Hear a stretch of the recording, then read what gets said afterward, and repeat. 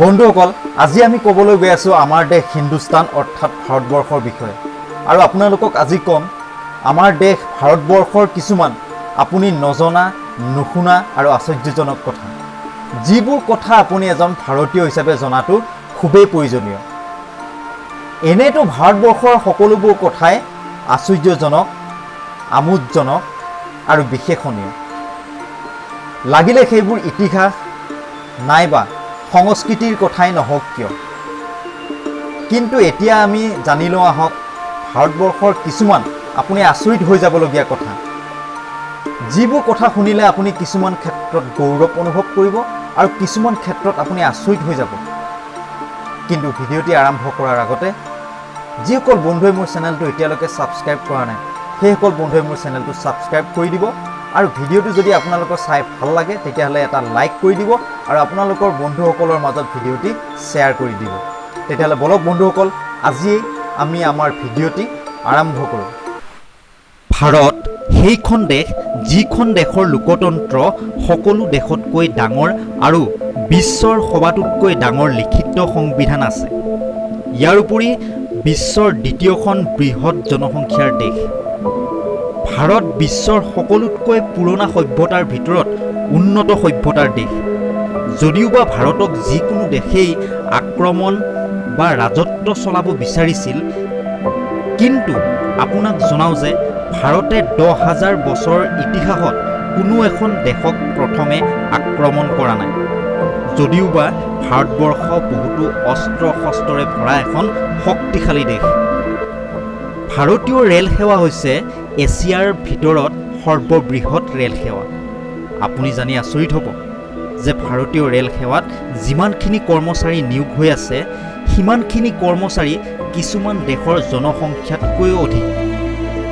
এই কথাটো শুনি আপুনি বহুতেই আচৰিত হ'ব পাৰে, কিন্তু কথাষাৰ একেবাৰে সত্য। ভাৰতীয় ৰেল সেৱাত 16 লাখতকৈও অধিক কৰ্মচাৰী নিয়োগ হৈ আছে, যিটো থাইলেণ্ড, আইচলেণ্ড, ভাৰ্টিকেল চিটি আদি দেশবোৰৰ জনসংখ্যাতকৈ বেছি। সোণ কিনাৰ ক্ষেত্ৰত ভাৰত বিশ্বৰ সকলোতকৈ আগত, কাৰণ সোণক ভাৰতীয় সংস্কৃতিৰ আটাইতকৈ গুৰুত্বপূৰ্ণ সম্পদ হিচাপে ধৰা যায়। আপোনাক জনাওঁ যে বিশ্বৰ 11% সোণ ভাৰতীয় মহিলাৰ তাতেই আছে। ভাৰতৰ হাতত বিশ্বৰ সকলোতকৈ ডাঙৰ ডাক নেটৱৰ্ক আছে। ক'বলৈ গ'লে ভাৰতীয় ডাক সেৱা বহুত পুৰণা হৈ গৈছে, তথাপি ইয়াৰ অবিহনে ভাৰতৰ কোনো চৰকাৰী কাম নহয়। ভাৰতৰ ডাকঘৰৰ সংখ্যা অন্য দেশৰ ডাকঘৰৰ সংখ্যাতকৈ বহুত বেছি। ভাৰতৰ ডাকঘৰ গাঁও বা চহৰ সকলোতে পোৱা যায়। ভাৰতত নিৰামিষভোজীৰ সংখ্যা বিশ্বৰ ভিতৰত সকলোতকৈ বেছি। ভাৰতত হিন্দী ভাষাৰ পিছত আটাইতকৈ বেছি ব্যৱহাৰ কৰা ভাষাটোৱেই হৈছে ইংৰাজী ভাষা।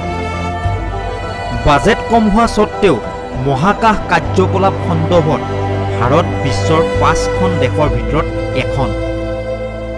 ভাৰত বিশ্বৰ প্ৰথমখন দেশ যিয়ে প্ৰথম প্ৰয়াসতে মংগল গ্ৰহত মহাকাশযান পঠিয়াই দিছিল।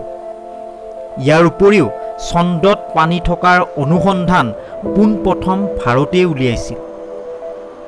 ভাৰত বিশ্বৰ অকলেই এনেকুৱা এখন দেশ য'ত যিকোনো বস্তুতে MRP লিখা থাকে।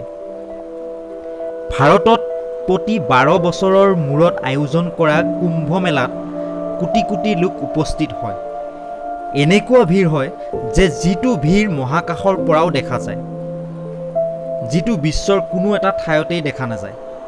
এইটো ভাৰতবাসীৰ বাবে এটা আশ্চৰ্যজনক কথা। আপুনি ক্ৰিকেটৰ যিকোনো খবৰ হয়তো ৰাখে, কিন্তু আপুনি হয়তো নাজানে যে কাবাডী খেলত আমাৰ দেশ কিমান আগত। এইটো গৌৰৱৰ কথা যে বৰ্তমানলৈকে হোৱা কাবাডীৰ 6খন ৱৰ্ল্ড কাপ ভাৰতেই জিকিছে। বৰ্তমান সমগ্ৰ বিশ্বতে খেলি থকা দবা অৰ্থাৎ চেছ খেলৰ আৱিষ্কাৰ ভাৰততে হৈছে। ইমানেই নহয়, লুডু খেলৰ 7 খেলটোও আমাৰ দেশ ভাৰততে আৱিষ্কাৰ হৈছে। তেতিয়াহ'লে বন্ধুসকল, আমি আজি আমাৰ ভিডিঅ'টি ইমানতে সমাপ্ত কৰিলোঁ। যদি আপোনালোকৰ ভিডিঅ'টি চাই ভাল লাগে তেতিয়াহ'লে এটা লাইক কৰিব আৰু ভিডিঅ'টি আপোনালোকে আপোনালোকৰ বন্ধুসকলৰ মাজত শ্বেয়াৰ কৰি দিব। ধন্যবাদ। জয় আই অসম।